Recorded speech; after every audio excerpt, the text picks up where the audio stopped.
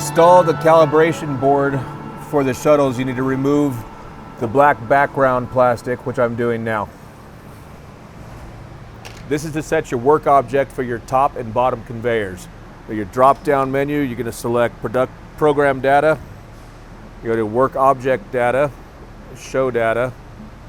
Make sure you change your scope to the robot you're using. In this case, we're using TROB2. And press OK. And on here, you'll see work object, trans top conveyor. We'll go ahead and select that one. We'll hit edit and define. Under user method, you're going to select 3 points. Object method stays at no change.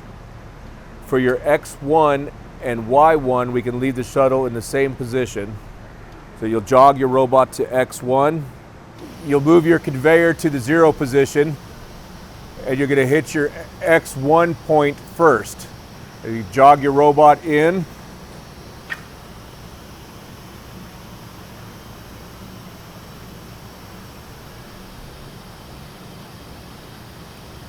Now you're jogged into the X1 position. Press modify position. Then you'll jog your robot into your Y1 position.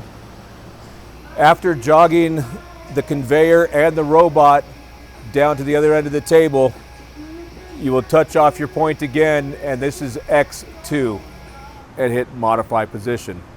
When that's done, you'll hit OK, and then you'll repeat this process with your bottom conveyor.